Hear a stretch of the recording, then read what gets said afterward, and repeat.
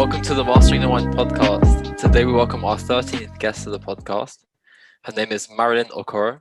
Marilyn is a former British track and field athlete who has represented Great Britain at the Beijing Olympics in 2008, finishing 6th at the semi-finals. She also was part of the 4x400 meters relay team, winning bronze in those same Olympics. Some of Marilyn's major achievements include finishing third in the 800 meters at both the 2007 and 2008 IAAF World Athletics Finals, winning silver at the 4x400 meter relay in the 2009 and 2011 Indoor European Championships, as well as in the 2010 Outdoor European Championships. Outside of sport, Marilyn has managed to achieve a bachelor's degree in politics and French. Marilyn is currently an athlete entrepreneur and does various public speaking, sharing a message regarding overcoming adversity, breaking stereotypes, detaching the mental health stigma, developing perseverance and a champion mindset. So let's welcome Marilyn to the podcast. There we go. Hi. How are you? I'm trying not to melt here. Oh, I've got a fan on me right now. Oh, you're good. I was like, because it's so cold in Wigan normally. I'm not getting a fan. Yeah. You've always got to have one, because we get that 1 week in summer where no one can survive. I've got a fan heater. Will that turn into a fan, do you think? Maybe. Just put it on the coldest setting. I know. How are you guys? How are you both? Yeah, doing good. Apart from melting at work today. I'm not complaining, because I do prefer the heat to the cold. Yeah. I just prefer a bit more milder to this. Just a slightly less hot. Because I swear, the weather in the UK to weather in Spain, even if it's the same temperature, it just feels like 100 times hotter. Yeah. And we're not prepared for it either. No. Don't know why. I've acclimatized, so I feel like I'm okay. But there's some wind here, which is the big difference, I think, to you guys. You guys are just sitting in like an oven right now. You just go from 0 to 100, literally. Hey, Marilyn, I saw that you speak French. Oui. Tu parles français? Okay, let's go. Perfect. So we're going to do the whole podcast in French now. So Vas-y. No, I'm joking. But I don't speak French. So what we do when we get a guest on is where we like to start is to sort of start from the beginning. So the start of your career, like growing up, what motivated you to engage in track and field? Do you have any inspirations to get you into it? How was it growing up? It's a good place to start at the beginning, isn't it? That's a long way away from me, but it is quite a good idea, seeing as I've come to the end, and I feel like a lot of things have gone full circle. I do a lot of speaking now, and my last visit was to my old boarding school where everything began. So I grew up in northwest London, and it's called Stonebridge Park, but everyone knows Wembley, and it's the sort of council estate tucked behind Wembley Stadium, literally, so I could hear everything going on, free concerts. It was great, but it's also an area of like extreme disadvantage, high poverty, crime rates, gang culture. So that reflected life growing up.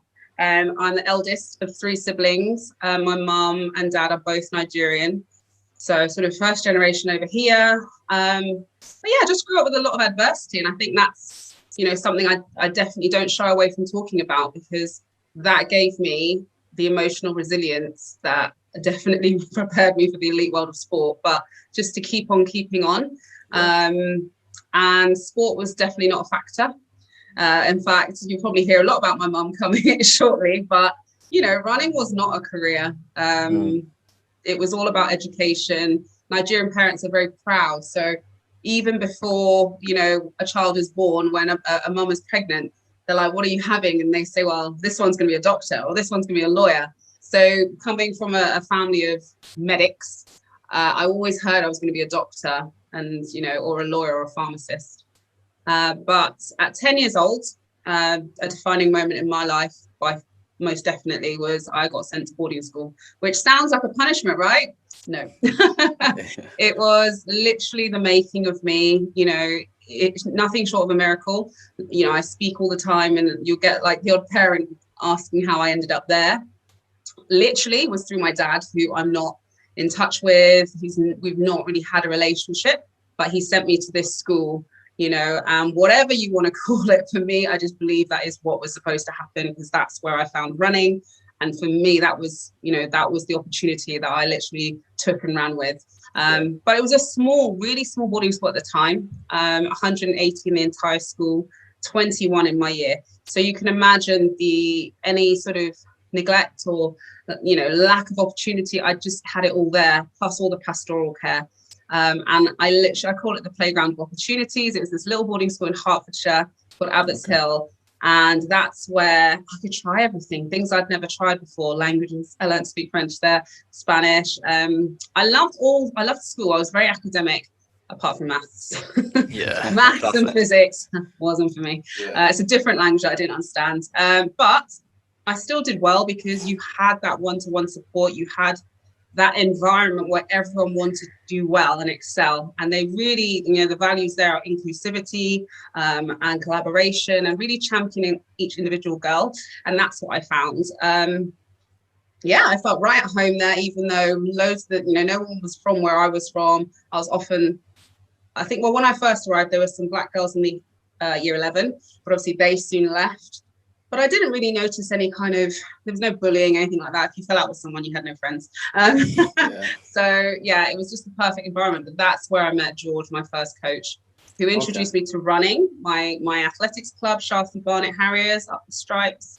But he also saw that, obviously when I went home in the holidays, I would lack that support, lack that opportunity, because my mum really did not appreciate it. She was like, I didn't send you to school to run, She was not impressed. And for her, my dad's spending all this money on my education, not for me to go and waste it running around a track. It made no sense. And it's the lack of security, and also the stuff she was facing in the UK at the time. So I understand why she was like that, but I also try and educate, kids from Black and Asian communities that you can do well. This can be, and, go hand in hand with education, which it did for me. I went on to another great school, Stowe, where I did my A-levels. I went on to the University of Bath, which was amazing, centre of excellence. And they really nurtured, developed me the whole time, maintaining my relationship with George at the time as my coach. And he would send me my program in the post. It was before email and WhatsApp. I just would receive it and, grab a couple of lads. We'd run around. They couldn't keep up. It was great.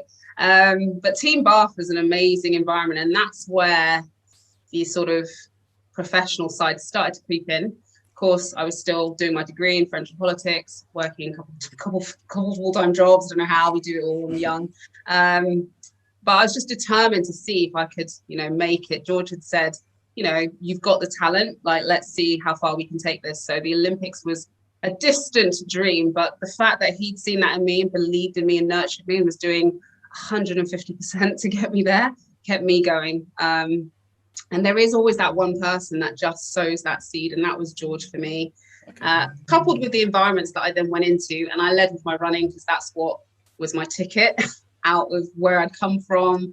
And so my final year at uni, so this is 2006, I got selected for the Commonwealth Games, which was off the back of going to the World Students and, randomly coming third and randomly running like a 2-second PR. So, and then Kelly Holmes had retired, and it was like that perfect kind of storm. And I went to the Commonwealth Games, ran 2 minutes, made the final, and that was kind of me coming into the world of 800 meter elite running. So it sounds very whirlwindy, because it was. And then, the subsequent couple of years was also because 2 years later, I was at the Olympic Games, running down Maria Matola and running 1:58. So it just shows what that chance and opportunity can do, and being in the right environment. Yeah. I think it's so good throughout that you was promoting being able to do education alongside pursuing your career in athletics, because it's such a good transition factor, which we'll obviously come on to later on in the podcast. But obviously touching on the Olympics, what was it like knowing that you were going to compete in your first Olympics? What was that feeling like? Amazing. Yeah, I can imagine. It's like, I think for me, I was automatically in that zone where if I'm going to do this, I need to get to the top, whatever the highest thing is. Yeah. So it was confirmation that all my hard work paid off. It is relief because getting it right at the championship trials beforehand is very, very tricky. It's different to every other year. Every other year it's just nationals, but Olympic year it's Olympic trials. So I always felt the pressure. But I was in the shape of my life. It was almost like I was just in that mindset where, well, that's what it is. That's what I've worked for. So, but obviously when you get out there, it really hits you. And this is what the athletes at Tokyo now are feeling, irrespective of what year it is, COVID or not. They've got that Olympic village. You can see the beds are all made, the cardboard beds are all made up. They've got the gifts. You've got the other athletes arriving. There's nothing like it. That is what everyone talks about. It's the pinnacle, especially of our sport. And all eyes are on athletics for that's the main championship. All eyes are on athletics for. So on that grand stage, as it were. So it's amazing. And Beijing will always be my favorite games. Yeah, you never forget your first. Without a doubt. I had a question for you. So you competed in 2 events at the Olympics. You did the 800 and the 4x400 meters. Yes. I've always wondered, for athletes, is that difficult to kind of, because they're quite different in a way, is it difficult to kind of focus on both of them at the same time? I've always seen athletes competing in different events. For you, was it challenging, or was it like, okay, that's great, I'm going to be competing in 2 events, let's go for it? It was great. I think I naturally, because at school I played a lot of sports. I got to say, I did tennis, I did lacrosse, I did netball. So I naturally lent to that, speed endurance, start-stop kind of element of middle distance running, especially the 400 and 800. And we don't have many combination athletes, what I call them. So, when you think about heptathlon, they're doing loads of events in one day. When you are at school and running for your club, you're doing loads of events in one day. So at elite level, you should be able to train for it. You should be able to do that. And that's the mentality me and my coach had. I've also spent 5 years, over in the collegiate system in the States, working at the University of Central Florida. And those kids are expected to perform at a high level and, double, triple up sometimes.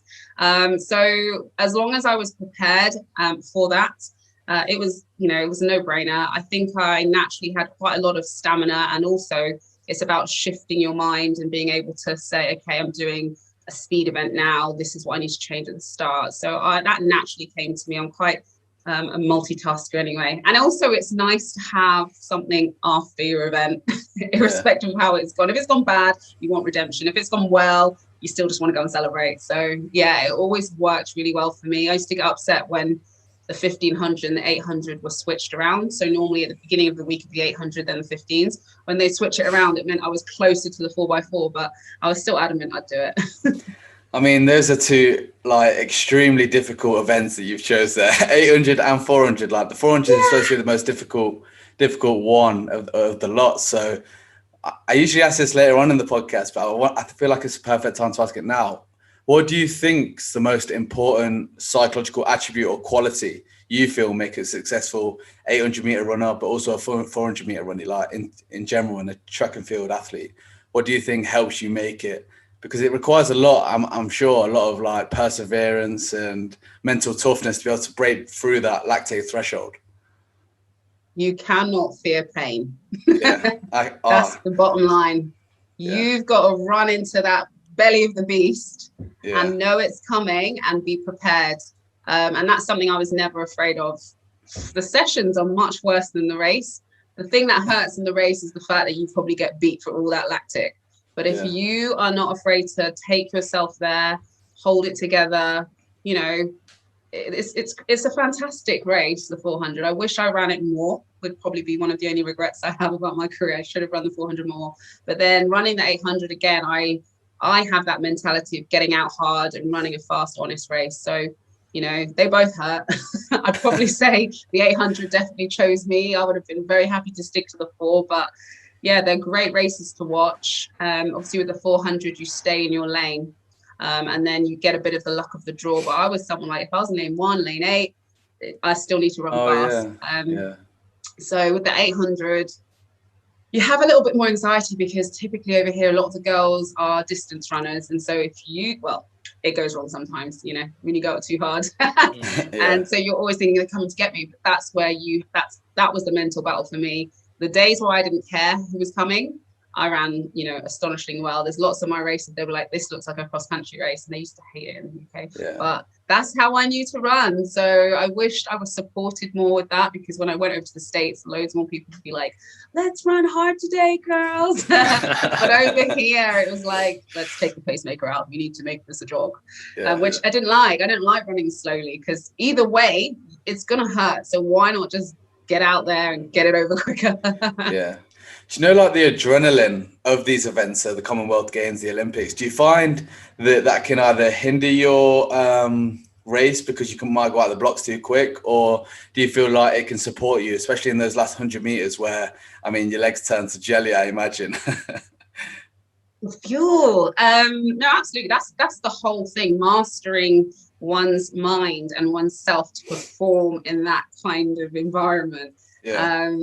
And some days I got it spectacularly did it well, and some days disastrously wrong. But I would not change how I ran. All I would change is that we trained for it and embraced it more, because I felt like towards the end of or whenever it went wrong. So if you listen to any of my races, listen carefully to the commentary, and I just loved shocking them, and they'd have to eat their words at the end. But if you nurture and develop your talent, your style, look at Michael Johnson, no one changed his style. Look at Paula Radcliffe, no one changed her style.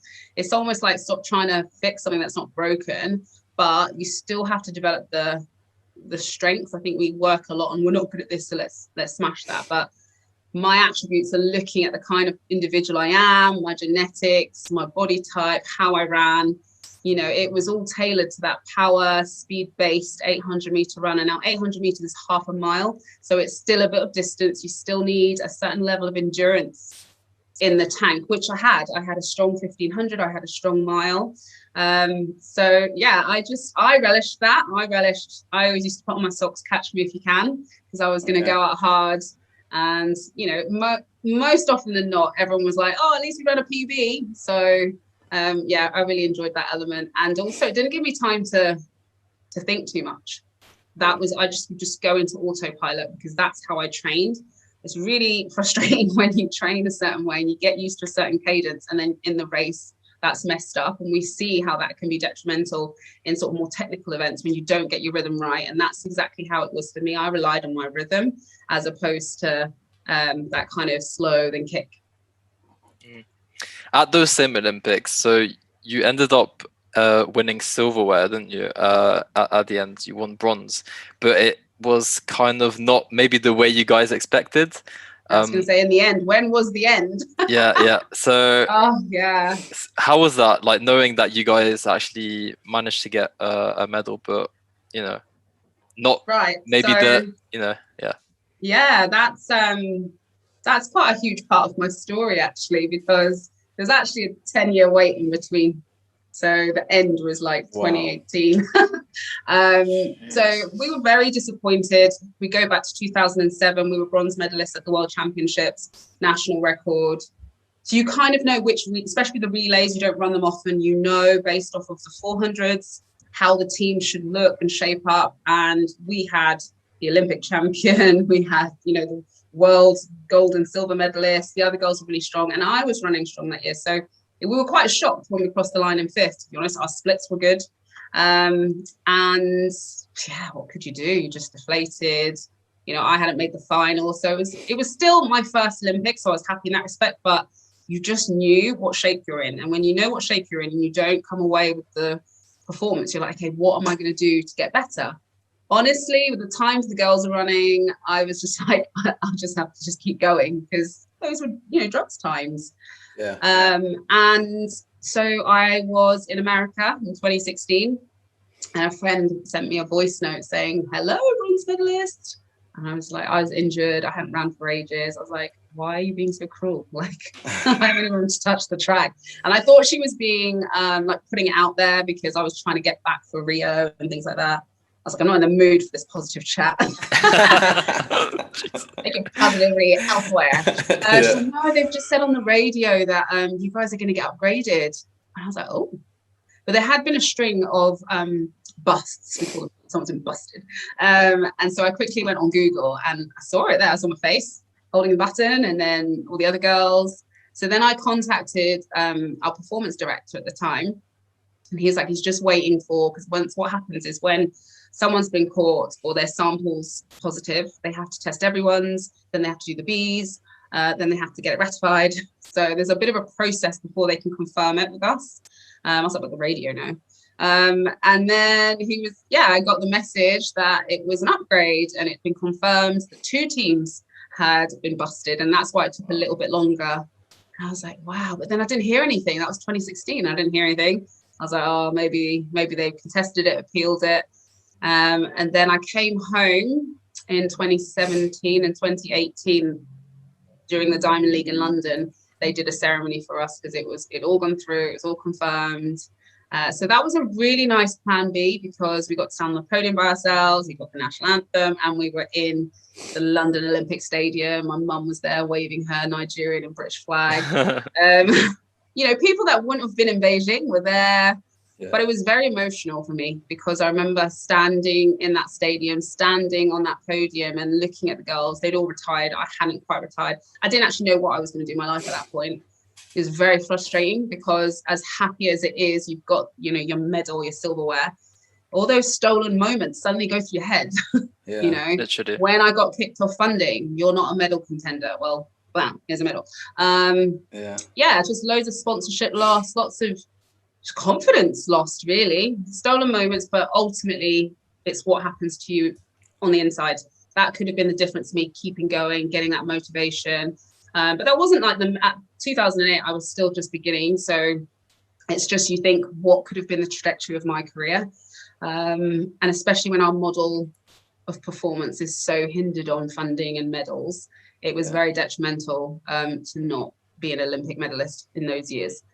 But I did feel, the way I am, I turn it into something that will benefit me. And for me, that was understanding that I was always enough. I was always the athlete I knew I was. And the opinion of the governing body or anyone didn't really matter unless I knew, I'd given it my all. I was a clean athlete. I'm an ambassador for clean sport. And I was an Olympic medalist. So what could I do with this platform now? What could I do? What could this medal still do for me? And that's what I'm still figuring out, but it definitely has opened lots of doors, especially in terms of getting out there, sharing my story, speaking. It definitely does. It did show me the fickle side of sport, though, because suddenly a lot of those people that were saying no suddenly remember you again. And that's what's sad for me. Like, athlete welfare is what I'm always screaming about. And I won't, shut up about it until there's change, because we're not just commodities. We're not just about what our bodies can do for the sport and then shouldn't be discarded, because that's how I felt. So, my bronze medal, I take her everywhere. I need to name her, actually. Prize for anyone who come up with a good name. Quarantina, maybe.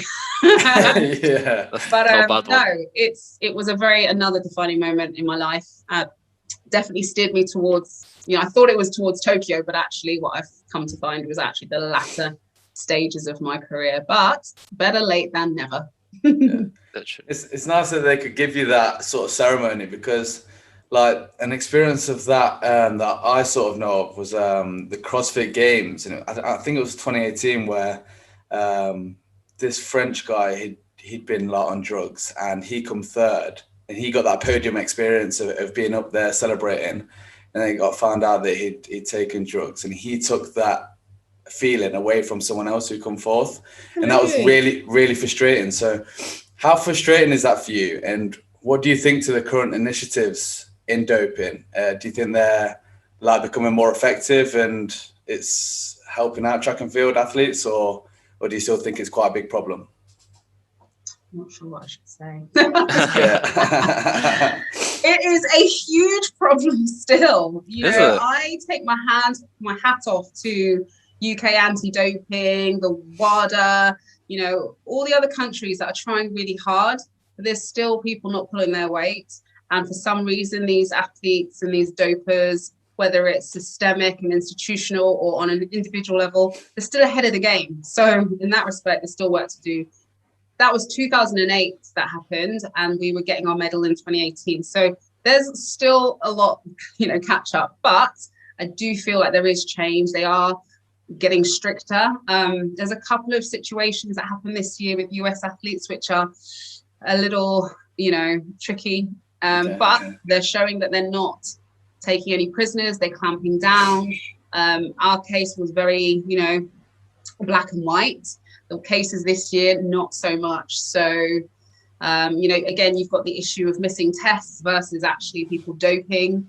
And sometimes I feel like when it's a missed test and the evidence comes out, I think they clamp down a lot heavier than they should be compared to dopers, because they then get tarnished with the same brush. But ultimately, when it's so rife, you've just got to just stick to the jurisdiction, and everybody knows the rules, So I made an effort to go. I had no one to advocate for me, so I had to make sure that I took it seriously and went through hell and high water to make sure I never missed a test and never had anything that could might be contaminated. Obviously, there is those cases, but some of them are just a bit, really, come on, burrito, really.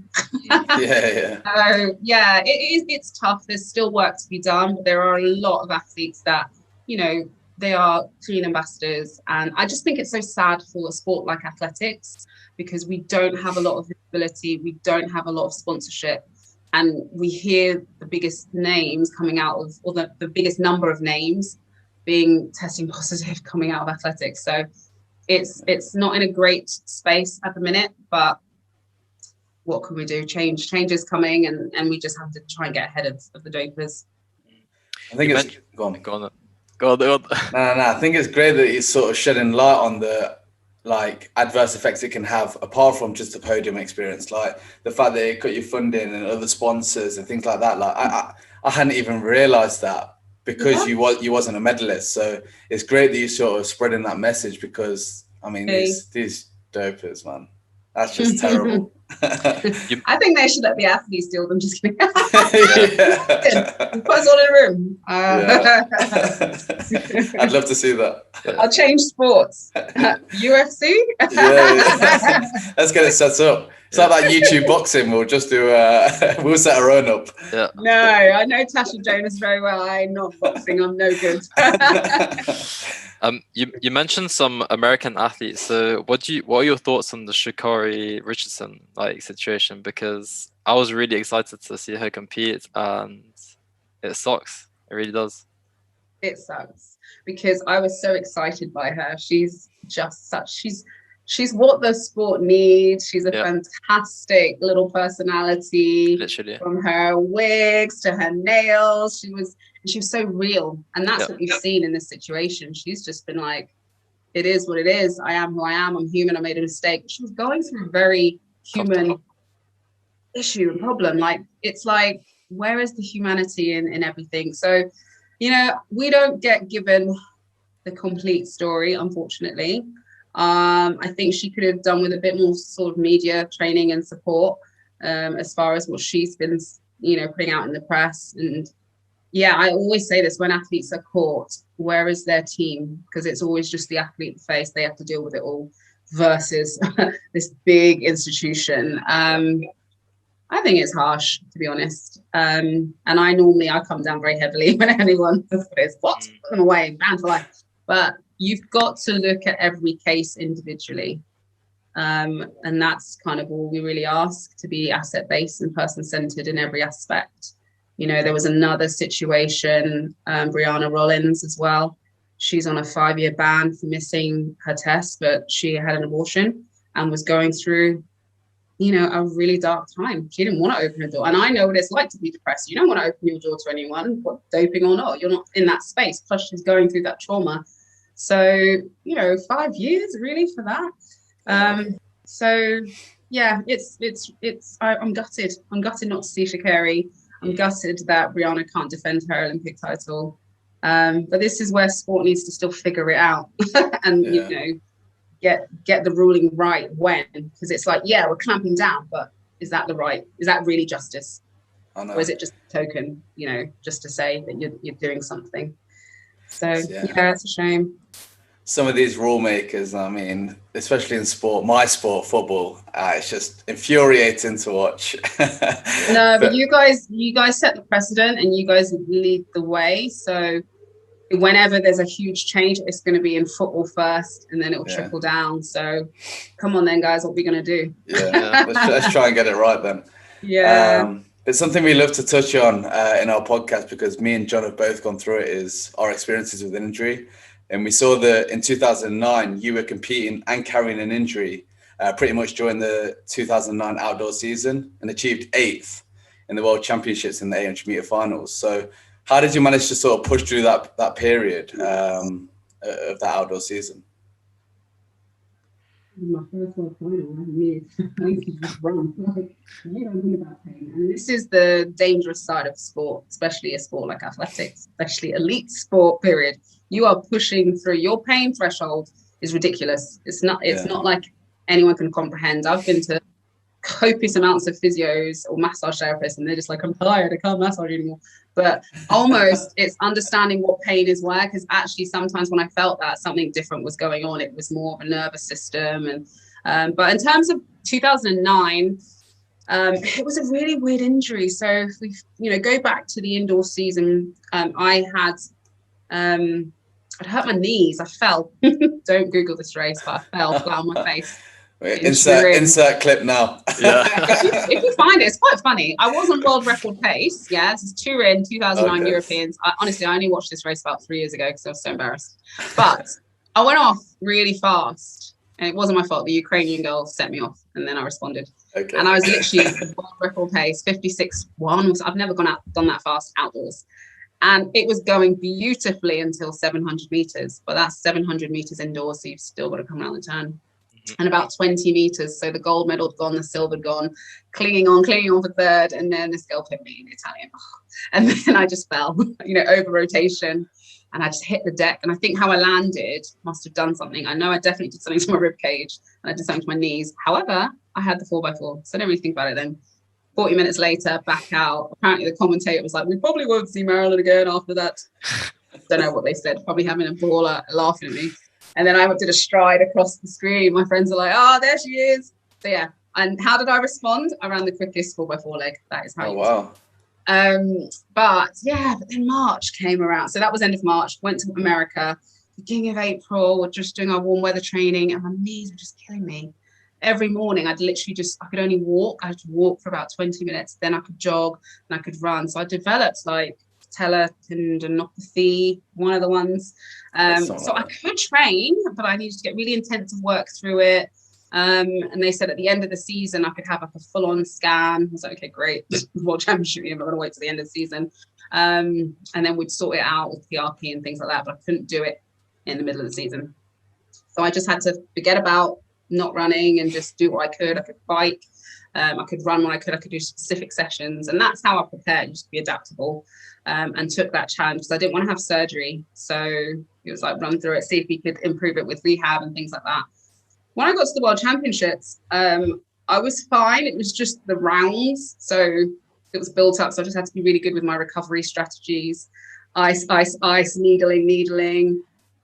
And then when you're in the final, you don't really think about your niggles or anything. I was thinking about, oh my God, Caster Semenya's in this race. This person's in this race. Yeah. But I'd also just made my first World Championship final. So I had to be proud of myself. That's the bit that everyone doesn't see, what's going on behind closed doors, inside the athlete's head, mind and body.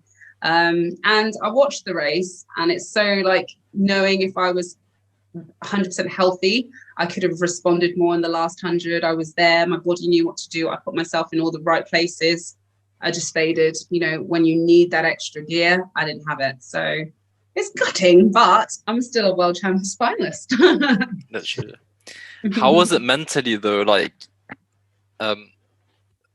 going through that period, like it must have been so like emotionally, like mentally draining, Yeah, I don't know. Absolutely. I think the last few years for me have been, I think I've just been in recovery mode and not really realized it because my body has just been so programmed to perform, and I didn't really take on a lot of things, like anything that might have been a hindrance. I was so laser focused on running and performance.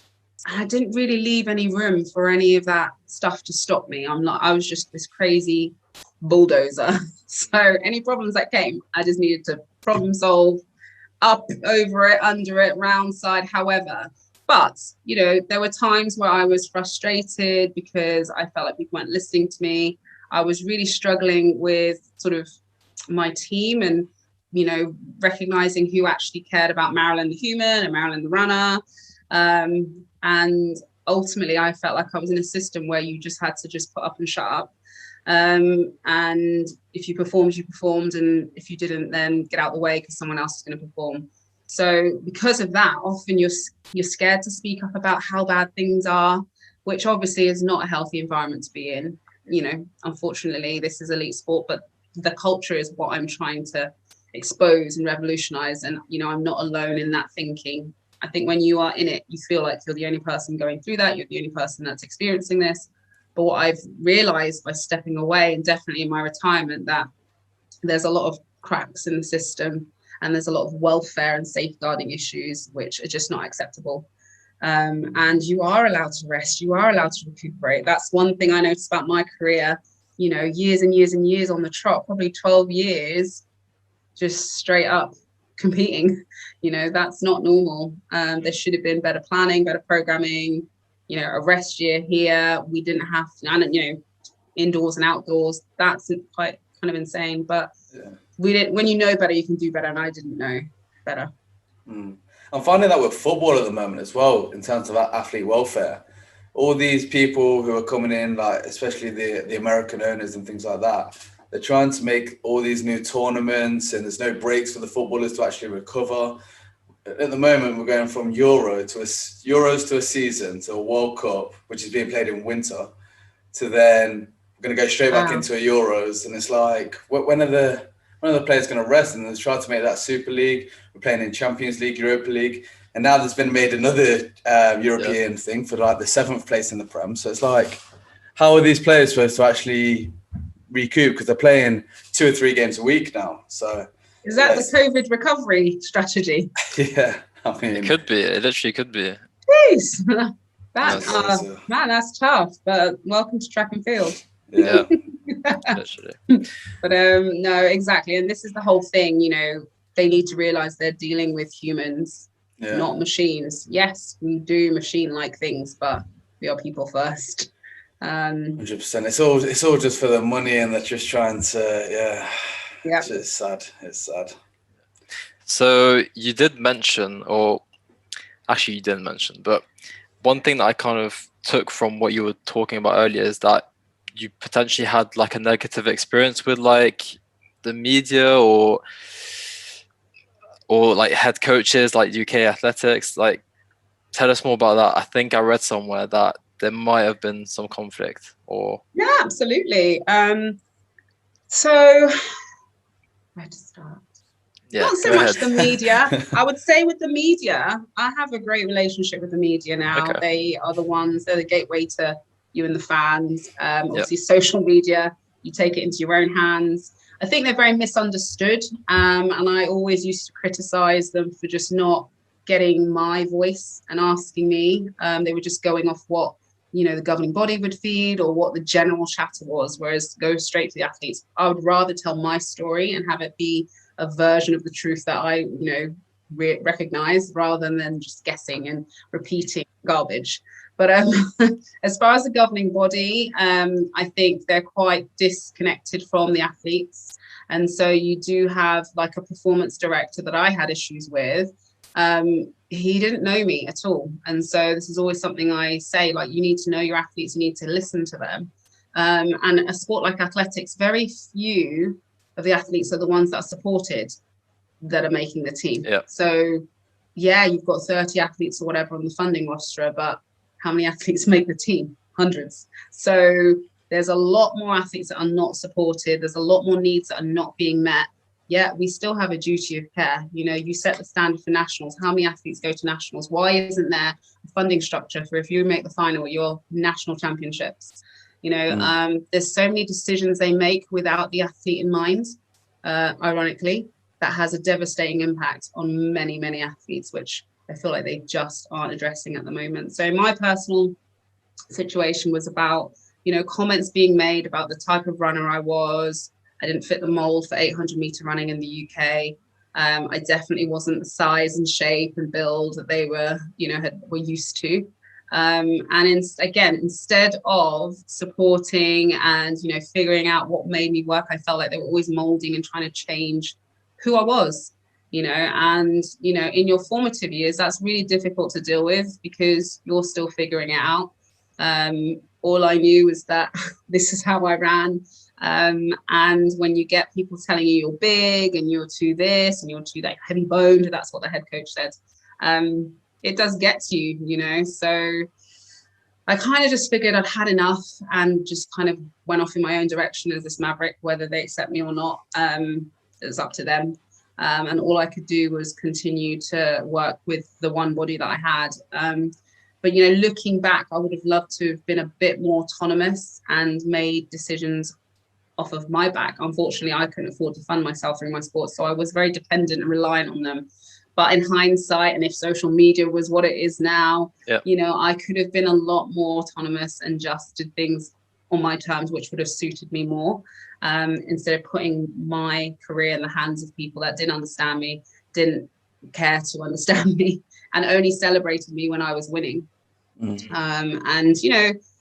There is change happening. There's a lot of at boardroom level, there's a lot that needs to change. It's been like an old white boys club for a long time. That needs to change. And they need to start listening to the athlete's stories. So that's why I started Detach the Stigma, basically, because, there's so many things we just don't talk about. Athletics is very much a complicit culture, sweep it under the rug. There's a lot of bad things happening that people are just turning a blind eye to, which isn't okay. So whether it's a part of my experience or not, I just think, you've got the issue of humanity in athletes when they get to the end of the road. When they feel that the only way out is to take their life, yes, you do need to start taking note. And it's stressful as it is. What we do is stressful. How are athletes being supported? At the minute, our governing body doesn't even know what people are doing when they retire, unless you are, the 1% that actually manages to get a medal, and I am, and they don't even know what I'm doing. It's sad, it's very synonymous to, the veterans. You dedicate so much of your life, you're institutionalized, you actually are programmed to think a certain way, to live a certain way, but you've got to be grateful because, it's your choice. I'm being sarcastic. But then at the end of it, just to be almost like just chucked off the cliff, it has much longer lasting, impact and leaves scars that they could not even begin to imagine. So yeah, that was something that I guess the advocate in me just couldn't deal with. I was really ready to be like, forget track and field. If I worked in sport, I'd go and find a rich sport to work in. But I didn't start because it was a rich sport. In hindsight, I'd be a tennis player. But I do a lot of mentoring. I do a lot of talking to kids in schools, and I am just a kid that dreamed really, really big, and kept going. So I don't want the same situation like it's been 20 something years. Like, it's insane to me that there's no improvement. And when I speak to other athletes, because this is what I do, I love to network amongst my peers, all sports, and hear their stories. And I'm just hearing them go, oh yeah, my day. And why are we still talking about this? If this was happening in your day, your Chris Akabusis and back in the day athletes, I'm like, well, you guys had more money than we did too. So change is definitely needed, but it's changing mindset and culture. So that's the toughest thing. And I think people just got tired. But an 800-meter runner never gets tired. Yeah, that's true. I might need to rest, but I'll come back. When you talk about wanting to become autonomous and you talk about overcoming adversity, criticism, and your experiences with injury, is that all, so when you wanted to become autonomous and things like that, is that sort of through self-reflection, or have you ever worked with like a sports psychologist? What's your experience with sports psychology? No, you guys came a bit too late, I'm afraid. Yeah, I know. Like, Commonwealth next year. What are we doing? No, I would have loved to. Again, it's quite, and I'd love to hear you guys' take on this. Like, how do we make this affordable for athletes that aren't on funding? So obviously, when I was on funding, I had access to all this support. Unfortunately, for me, running was my escape. Yeah, so I had a lot of issues that were going on in my life, or dealing with traumas that were unprocessed, which I just funneled into this running funnel. But then when I had unexplainable performances or really bad anxiety and things like that, the sports psychologist I had was like not able to delve deep enough. And I remember her actually saying, I can't deal with anything that's not on the track. And I was like, no, you can't help me. Because I am quite, I like to say I'm quite academic, quite intellectual. Yeah. I can read the stuff she was telling me. But again, I need to understand why I panicked, why I froze, or why I had, this reaction, or I've been doing this for the last 3 weeks leading up to this. So I felt like I was doing a lot of it myself.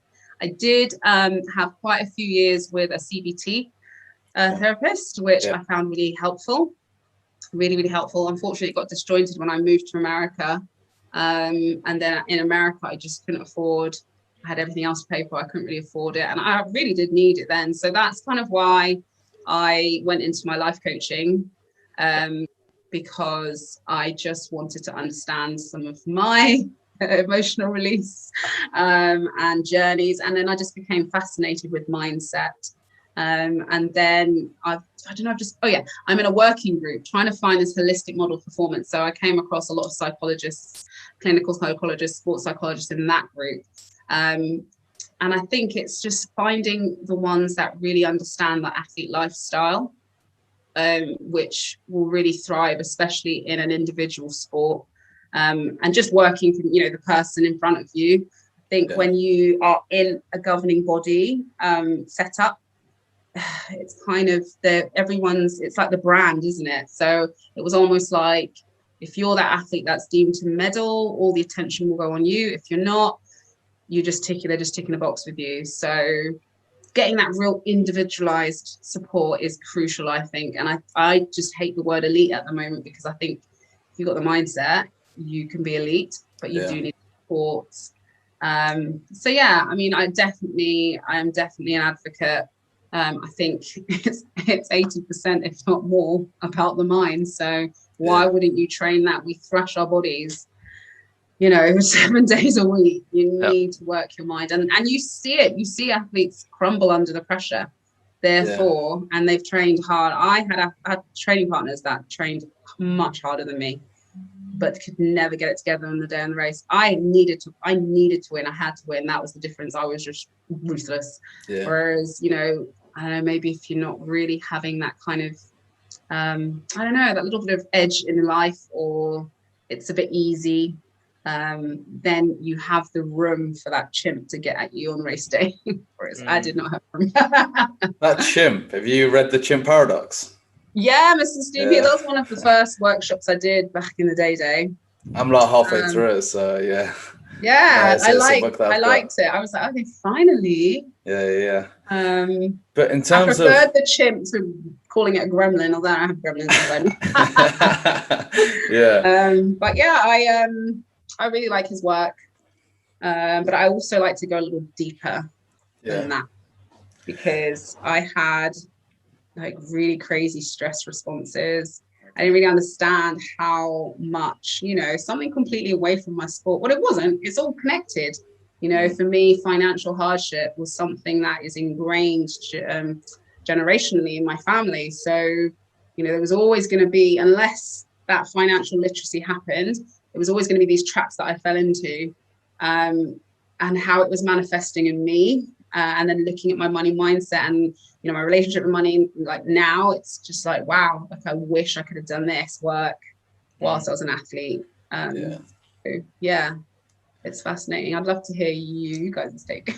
Yeah, I think in terms of that affordability, what you was on about for a sports psychologist, I think that's something we're not really aware of, like the prices and things like that, until we start at stage 2. It's something that's very No one really talks about it at all. It's expensive when you're a poor athlete. If you're not, it's not. Like right now, I have no problem. Well, I'm not quoting, I'm not rich, but I would not have a problem because I can make money now.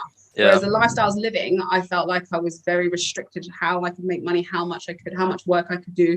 Whereas now, £90 an hour is very much worth a session, you know, knowing what it's going to do for the quality of my life. Or I can afford an insurance premium, which will give me some money back. You know what I mean? Whereas, and that's all the things like athletes aren't really told about insurance. And, you know, before when I was being insurance for athletes was so expensive. Whereas there's companies now that really want to, you know, help support athletes, or maybe an insurance company could be your sponsor and you'd get access to, you know, all this support that you really need, that really makes the difference. I can't tell you how much I've spent on medical. You know, that's the biggest amount, just ballpark of like probably 90K of my own money, just trying to fix my body year after year, trying to get scans, that's a lot of money to lose. So yeah. Yeah, because we need you guys. A point I was going to bring up was, I think the first barrier is sort of helping athletes understand that, like you said, the mind is just as important as the body. You said that athletes are working like probably harder than you, probably better than you, but the fact that you can keep it together on game day and when it really matters is like the difference in between you winning and them winning.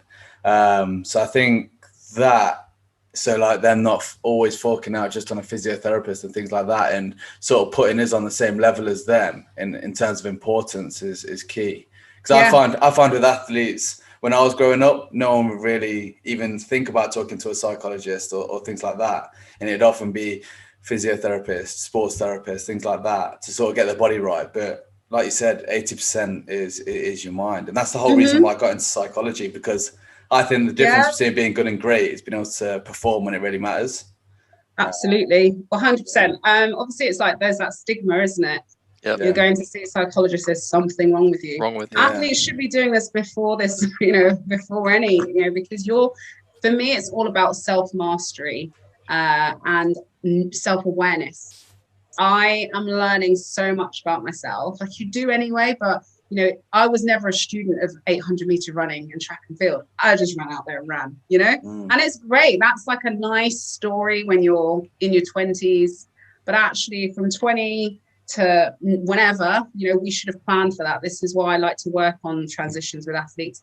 We should have planned for the end, because that's going to come. That's the only guarantee. One day I'm not going to be doing my running anymore. And, it's been such a big trauma because I wasn't prepared for it and I wasn't supported through it. Whereas it's the one thing I knew that was going to happen. I didn't know I was going to get Olympic bronze medal. I didn't know I was going to be a world finalist, but I knew one day I wasn't going to be a runner anymore. So this is why, I'm very much just coming through the other side. I literally just got my first proper job on Saturday, and it's like just looking at all I've been through. And now I'm going to go through the process of elimination, all the things that athletes need to know, like way before, start thinking about it. It's fine. I think they think, oh my God, if I think about that, I'm being negative. No, it's good to have a plan B. Excuse me. And more we're seeing what I like to say are athletepreneurs, because you have to be so resourceful to fund yourself. So we've got loads of ideas. We don't have the strategy, but this is kind of stuff you will work on when you're learning about yourself, learning with your psychologist or a coach, whatever, you choose what method works for you. You figure out who you are. That identity piece is huge. You figure out what your values are, what you stand for, what you don't. You figure out what your causes are. And generally, your life after sport will go in the direction of your values. Sport psychology is so important. For me, I ran with my mind. I think that's my next book. I've said it here first. I definitely did. Because if you'd have said this 10-year-old girl from Stonebridge Park is going to this posh boarding school, is going to the Olympics, everyone would have said, get out of here, whatever. Nothing's changed in terms of my family's living situation. We're still, in that area. I'm trying to break out and break the cycle of poverty in my family. That's what was fueled me for so long, and that will always fuel me. But I have hit really high platforms. I have networked with incredible people. I have been in incredible networks, and sport has afforded me that. And I just couldn't afford to, bow down to the fear of what are you doing here, or you're not good enough. And I could only do that with a strong mind, So yeah, definitely. It goes with any high performance, any high achievers, anyone trying to be successful. You do it with your mind before anything else. And that doesn't change for sport. I think something that people forget is that sports psychologists can also help after sports, like during that transition period. It's not only during an athlete's career. So yeah, it's really interesting, like hearing your story. And on that, like, how are you finding this transition, like of retiring? How are you experiencing it? Like, truly, how are you feeling? Tell us. No, I will tell you. Stop talking at you. No, I love that you said that, because sports psychologists are always there in a time of crisis as well. Yeah. But I would love athletes to not understand, not just expect to go and see one when there's crisis. I think generally, maybe less frequently. And that's how I worked with the guy I worked with, Donovan. He was brilliant. He's just like, hey, well, let's keep checking in. And maybe just do it on the phone if it's a busy time, which you would do if you're traveling, whatever. But in those times of crisis, when, unfortunately, you see a physio and you see a sports psychologist, that's probably who you see. You don't really get to see your teammates because you can't train. Coaches, sadly, they're getting better. They don't know what to do with you. But also you kind of just want someone, and this is where obviously the physio is dealing with the injury, the problem, but the sports psychologist is someone that you can talk about other stuff with. You can realign your goals. You can reframe things. They help you make sense of the chaos you're in. Okay, so that's what I think. That's why I say transitions happen a lot, or crisis management is needed, and that's a crucial role that sports psychologists will fill. And that's definitely how I've experienced it. The transition for me was very long and drawn out, which I don't recommend, but who knows? So one of the best things about me is my perseverance and keeping going and pushing through. It's also one of, my flaws. So I had to learn when enough was enough and when to stop self-sabotaging, because that's what it became. I no longer had joy for running. I had joy for supporting, mentoring. I was becoming a fan of my sport, and I was like, oh my God, what's wrong with me? I'm like celebrating that girl, and she should be my rival, and it just changed. My priorities changed. I just wanted to look after my Bentley. Yeah, doggies. We love doggies on this podcast. Yes. I really wanted to run, but not for the right reasons. I wanted to prove people wrong. I wanted to just get back. I wasn't winning deep, as it were, reading Pippa Granger's book. And, I was just all about, righting all the wrongs that I felt like had happened. That's not good fuel at 36 when your body is burnt out and battered. So I just got worse and worse. And then I think I just really hit rock bottom and thought, okay, forget this then. I tried everything. I cannot be faulted for, not trying everything. I eventually resorted in, doing remote coaching with a coach in Australia. So essentially I was training myself. And I just remember I had a key to the track, and I was just like, I'm sitting here and I don't even want to be here. Some days I'd go and just leave, which I would never have done leading up to Beijing. I would never have done leading up to any other championship. So I was like, what's going on? That self-chat. And I think for a long time, I knew I was done. It was hard breaking it to the people around me because they were inspired. Like, she doesn't give up. But at the same time, I was just like, guys, stop telling me this crap. I'm not going to no Olympics. You're too good a friend. I need people that can tell me real. But then my close friends just kept saying, it's your choice. It's your choice. You choose. We're supporting you, whichever you choose. So I was like, oh man, can't someone choose for me? And then, I just December 31st, I took off my trainers after a week of random runs. And I was like, I don't want to do that anymore. It's cold. My body is tired. I just they say you know when you know, and I just knew. So I gave myself the whole of January just to do some like inner work, kind of really thinking deeply about what my next trajectory was. You don't have this clear cut, I'm going to go into this. Very rarely do you do that. I'm someone that has had my fingers in lots of pies, not literally because I'm in Wigan, but I've tried lots of things. I love my public speaking. I love the media world. I've got loads of ideas. What I didn't have was the energy to just set up a business. So that was what was exhausting, because you start networking like crazy. And then all these people are like, it's simple with your platform, just do this, just do this. Just if I heard just do this one more time, I was going to punch someone. Well, that's great. How? And yeah, so I loved joining my life coaching company, Wild Success. They were brilliant. I was trying to chicken out of that. She wouldn't let me. So Susie, she was great. She coached me, and they're all the way in Australia. But you know, really supported in terms of that. I knew I didn't want to go straight into coaching. I know, like, my coaching, when I eventually am coaching, I want to work with athletes. So I want to know what that looks like. I guess the big vision is to have like a player support services network, and be able to take athletes through that journey and connect with great services like yourselves when you're ready, and really mentor into the journey of these athletes that want to have a career and make it an actual career that they can sustain themselves on their terms. So yeah, I'm still doing kind of my research on that and connecting with like-minded people. It's very lonely because you're so out of sync with where your friends are in their life.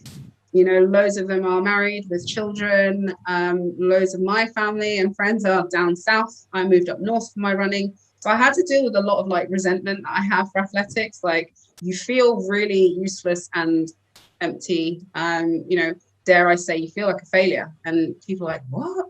But it's like, you don't feel like, you know, you've got anything to show. But, you know, one of the nice things for me is that I do have a really lovely fan base. I've got a great club that supported my whole career. So my retirement, I wrote a letter and published it in Athletics Weekly. And that had such a good reception and response. And I think that really helped me. And then, like, that weekend, I was commentating at the European Indoor Championships. And I knew just from how I was there that actually this was the right decision. Yep. And yeah, like, I feel like when it's the right decision, it's not such a fight, and things just will fall where they may. And then I just went into this whirlwind of like, oh my gosh, I've got so many options, don't know what to choose. And I'm indecisive anyway, Libra.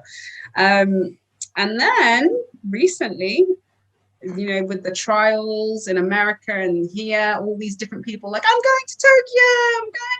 I'm like, oh my God, I want to go to Tokyo. Yeah. Well, what's wrong with me? I've just decided, I've retired, I'm happy, I'm good, I'm making money, I'm not living like a broke athlete. And then I was so sad. So sad. So that was like the grief stage. Then I was angry, then I was sad. Yeah, it's just this whirlwind of emotions. And, you know, I do have a lot more support in place than I did when I was actually competing the last few years, or trying to compete the last few years. So that's definitely helped.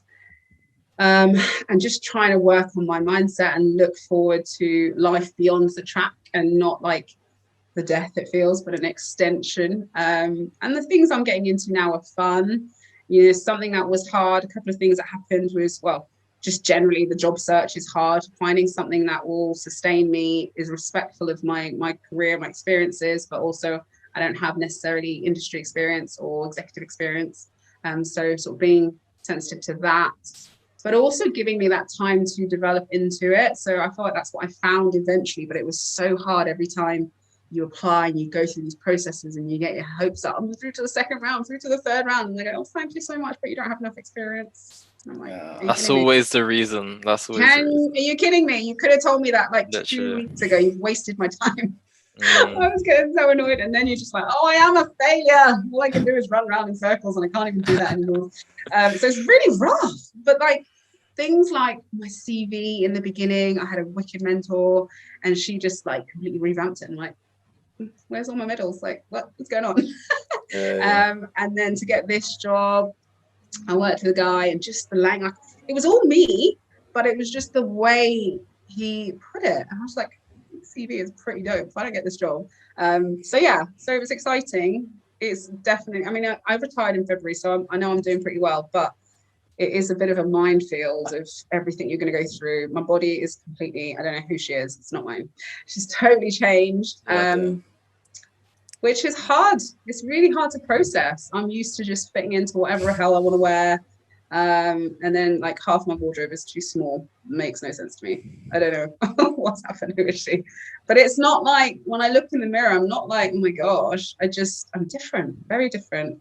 But I did have a negative reaction to running, and I just like started to feel weird and I didn't want to do it. So I've started to get moving again and just figuring out where it can fit into my day, rather than before running dictated everything. So everything fit around running. So just maintaining a healthy lifestyle. So I kind of understand what my friends were moaning about. I used to be like, so lazy, just go to the gym. Now that's me. Yeah, literally. So it is a process. Yeah. It is definitely a process. I mean, we're always here if you want to chat. We're always here for you. But you can always join in the 31-day Mastering the Mind challenge on Instagram. We've created a challenge to basically starting August 1st. We're in it now. I'm late. July, And it's never too late to join. I'm joining. You know me, I love a challenge. It won't be much of a challenge to you. You pass it easily. But we really appreciate you being so honest about what it's like, you know. I don't think a lot of people would be that open and be so honest. So thank you so much for kind of shedding light on this. And I think it's really important to shed light on this because someone might be experiencing what you're experiencing. So it's literally like, thank you so much for kind of sharing. It's my pleasure. You know, storytelling is really powerful. Even if it's not just for me. I've had an incredible therapy session, guys. I appreciate you. But like you said, someone somewhere is going to resonate with something. And I think, you know, this is why I'm so proud of Detach the Stigma, because it's kind of, it's you know, I haven't really launched properly, but it's important we have these courageous conversations. And it's important that, one, we create that you're not alone. But also, you know, we can signpost people to where they can get support and help. And together, you know, you can change a culture which really needs ramping up. We're all for it. We're all with you. Yay, thank you. You're stuck with me now. No, it's been a pleasure. Thank you so much for having me on. Yeah, but before we wrap up, we have questions from our audience. So what we asked for on IG and things like that. I thought you were going to say you have a prize. Next time. Just kidding. So me and John will go one for one asking these, and then we can wrap up. But the first one is so obviously we've talked about your career, but what are your hobbies outside of sport? Eating. Retweet that. Yeah, love that. Singing. I do sing. COVID kind of messed that up because I was like this ad hoc wedding singer, which I was loving, just going to people's weddings. It was great. But yeah, no, I have a background in jazz and gospel, so I do a lot of singing. Obviously, my puppy.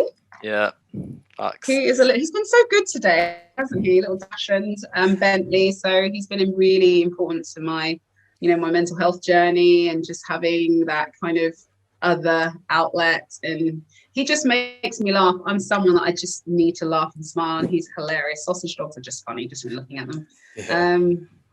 I do a lot of work in safeguarding and support now and advocacy for a lot of like issues around with women and girls. I've got a mentoring program with my old rival Becky Lynn, so just looking at that kind of holistic side of sport and the enjoyment and I guess just everything we wanted to hear.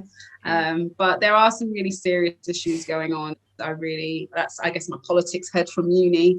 I really want to see athletes thrive and not just, you know, get spat out the system and have to deal with things that's not what we come into. Abusive coaches and things like that's not what we come into sport for. So yeah, that kind of stuff really kind of, it's weird to say it's a hobby, but it's definitely what I spend a lot of my time researching and campaigning and lobbying for. I mean, if you love what your hobby, then it's going to become a job. So it's great that you're doing that. Yeah. When you said you love singing, I didn't know it was like your actual proper singer. I was going to ask you what's your just in the karaoke song? shower. What's your karaoke song? Yeah. Valerie. Okay. Valerie. Classic. A classic. Classic. Yeah. Fantastic. Okay, so the second question was, what is some advice you would give a young track and field athlete who wants to make it at the top level? To join my mentoring program, Grace. I'm Link in the description. But no, honestly, it depends where you're at. Absolutely. I love that you're shooting for excellence, you're shooting for the top. That shows me focus and ambition. But you've got to be willing to work for it. So as long as you want to unlock that champion mindset within you, everyone has one. It's just being willing to do what it takes to get there. So are you signed up with a club? Are you going to your school clubs? Just get information and find someone that is a role model, a real role model that is doing that. Follow, see what they do, and just really become a student of what, if you want to get to the top, you need to know your sport. But initially, are you practicing your sport? Get connected with your local club, and also your local council will have a lot of information. There's a big push for, physical activity and first and foremost, it's important to be healthy. So if you're stuck, or if your school doesn't have much info, which they should, I feel like I've been to every school in the nation this summer, get in touch with the local club or your local authority and just get started. Yeah. Good luck. And then the last one was, how do you mentally prepare before competition? I sing. Yeah. Oh wow. What sort of would you sing to yourself? Why the hell am I here? No. So the mental prep starts, it's something you need to exercise a little bit each day. Every session for me, I practice the psyche. If I'm going into a championship, my coach would actually have, set up a mini call room for a time trial. So we would have 15 minutes where we've done our warm up, we were in this core room bit, you can't really leave. Obviously at the competition, if you need to go to the toilet, they escort you. But yeah, we would just get in the zone then, practicing that, kind of getting in the zone. On many of my long runs, I practice my psychological stuff. And then in the lead up to a race, I found my anxiety 2 days before was really, really heightened. So I would always have that day off. I would do something enjoyable, something, be around people I wanted to be around, eat whatever the hell I wanted to eat. There's not really that much that's going to really set you off 2 days later, chill out. And then on the day was the other day where would be the other time where I really struggled and I had to get control of, that negative self-chat. So I would plan my day to a T, and I'm not really that organized, guys. Well, I am. I've put that on my CV. I'm organized. But We'll cut it out. Yeah. But my day on race day was every hour was written down, because when you do get into that funk or that fog, you can just pull out this card, which it literally was either in my pocket or in my bra, and I would literally be like, okay, where am I? What time is it? Where am I supposed to be? I rarely needed it because I'm someone unfortunately, I can't really empty my mind and I always need to know where I need to be. But it was helpful, especially when you were just really nervous. But then, once it was time to get ready for the track, so I would always go down about 3 hours before. 4 hours before, that's when I start getting into my persona, the runner, the unwavering confidence, that's that beast mode, shall we say. And it literally starts from the shower to the makeup, kit on, number on, game face on, and then going down and just being mindful my phone would be switched off. If my coach was there, he'd probably be one of the only people I talk to.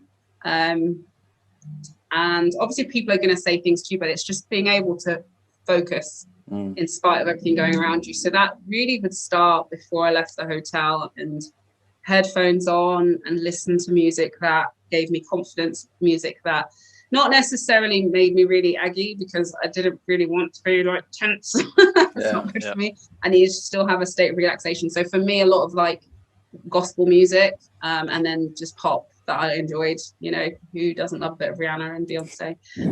Drake, great favorite. And then when I got to the track, I'd probably have a wave of, oh, I'm here, this is real. So then I would go and find somewhere, find out where the toilets were. That was an essential. Find somewhere to sit, get my mat out, stretch a little bit, chill out. And then obviously my card would tell me when to have my drink, when to go for my warm up, you know, so that was really important just to have that there. Check your spike 50 million times. And then one of the things you had to do was check what time your call up was. So again, once you've checked in, try and get that down. And then just try and chill out. I would often take a walk around the stadium. I like the environment. The crowd was very important to me. Just so it's, you know, it's real and it's not such a shock when you come out of warm up area and then it's suddenly hearing this roar, which it always will invoke something, but I wanted to invoke something positive in me. So I'd always just get that familiarity. You'd also see athletes performing and running. So yeah. And then, yeah, it would be go to warm up. I always felt better once I'd done my jog because it was like, oh, my legs do work. Okay, cool. And then I guess the mind games start a bit because you're trying to psych competitors out. Yeah, I was definitely that annoying person that was always singing and always happy. Damn. But that's what I needed to be to keep relaxed. And I had to remind myself of the gratitude I had to be here and all the hard work I've done. So I didn't come here to lose. Whatever was going to happen, I wasn't losing. And then the call up, and then it was literally going out onto the track, and then the gun would go, and the next thing you know, you finished the race, and you were either happy or you were sad. In terms of psyching those like your opponents out, I swear I see that with like Usain Bolt, the way that he is like with the crowd and things like that. It must be for other people like who are competing against him, like how are you so calm and embracing this stage? Yeah, he's like the king of that. Yeah, 100%. He absolutely is. And I never was as relaxed as, you know, the exterior gave away. Never. But they were never going to know that. No one was going to know that. And so sometimes I would probably have like a big, like my most nervous races, I noticed I'd have a really big cry before I left my hotel room, get it all out. And I'll be like, what the hell are you scared of? Like, this is what you do. And then I'd go and get ready. So that was all done. But a lot of it was just anticipation of like, how's this going to go? Just so many emotions. You know, I wouldn't use my phone that much, but if I did, I could just call Donovan or whoever I was working with at the time. You know, and you just remind yourself all the things you've told yourself, all your affirmations, all year, we've been working for this. And I only ever really felt like this at nationals. This was the worst championship for me, nationals, because so much was hinging on it. Other races, I was like, nah, I'll be back next week. Do you know what I mean? But nationals was like, that's getting on the plane. And then obviously at the championship, probably, depending on what state my body was in. But Usain Bolt used to make people think that they could do that and then they completely mess up their race. So stick to your lane, do what works for you. 100%. That's great advice. But, thanks so much for coming on. We've really appreciate it. I've loved hearing your story. I'm sure it's going to help lots of people. I hope so. Normally, before we finish the podcast, we give the guests like a little time to plug themselves, plug anything that they've got going on. Obviously, all your socials and that will be in the description below. But anything you want to shout out? Absolutely. So I've got to shout out Graceful Girls, which is our online wellbeing and performance program. We would probably love to have you guys talk to our girls at some point. We've just got it started, but we're literally just trying to teach the girls about themselves. They all, have aspirations to go far in athletics, but we want them to enjoy it as well. So our acronym of grow, align, grow, I can't remember R, align, circular, which is like the fulfillment of, sport, and enjoy. We really have seminars. We talk about this. So a lot of it is mindset as well, but we also have a fun online conditioning session on Monday nights, which I'm going to be at after this. But also, my baby, Detach the Stigma. Just look out for it, really. If you see it anywhere, just give it a like, give it a share your story. If you want to come on and be interviewed by me, that'll be great. But we need to have these conversations and create that safe space in the community to actually, go on to affect change. But Marilyn Okoro across the socials. But thank you so much for having me on. No worries, it's been a pleasure. But if you could please share this with your friends or someone you would feel would benefit from it. Most importantly, like, subscribe, comment down below any questions you had or any guests you want us to get on in the future. But other than that, thanks for listening, and we'll see you in the next one. Bye, guys.